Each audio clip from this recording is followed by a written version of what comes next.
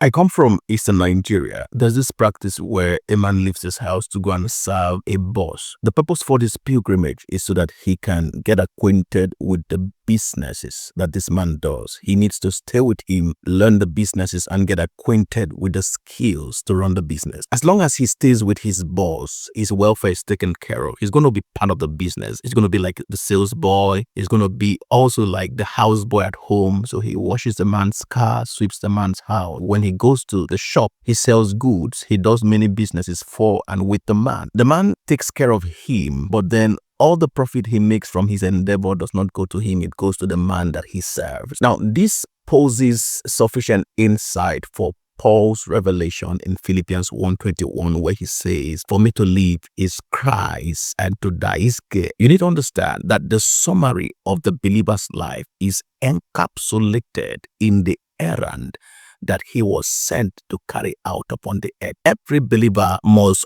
arm himself like the igbo boy who goes to serve his boss, and understand that as long as you are with your boss, as long as you are on the earth, the totality of your life must be engrossed. When you see a man who lives for pleasure, a man whose life is directed by the condition of his stomach, you have found a man that has missed the essence of existence. You see, Paul revealed that the essence of living is Christ. Jesus is the reason why you are alive. Just in case you wake up on Thursday morning by 6 a.m., you have to understand that the essence of living is Christ. Many people have this attitude of fear when it comes to death. So it now looks as if a man is supposed to live to avoid dying. Is it just like the Igbo boy? I didn't tell you the story. The story is that when the guy has served his master for say 6 years or 7 years or 4 years, based on the agreement, the master then gives him a certain amount of money. It could be 1 million naira, it could be 700,000, it could be 2 million.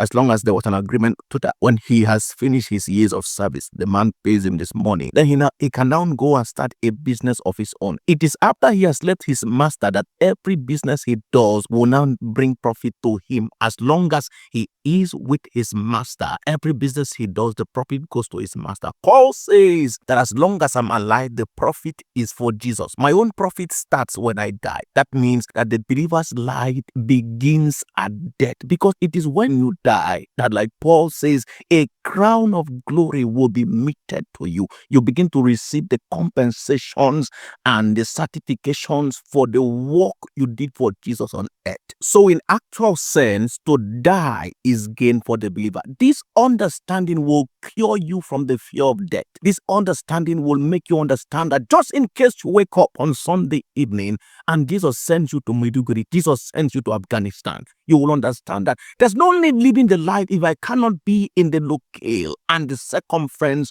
of what God will have me do. I just need to charge you this evening to begin to pray and say, "Oh Lord, help me to understand that the essence of my life is in fulfilling the assignment of Jesus." There's no joy in living a comfortable life outside of the circumference of the things that God has inscripted for your life.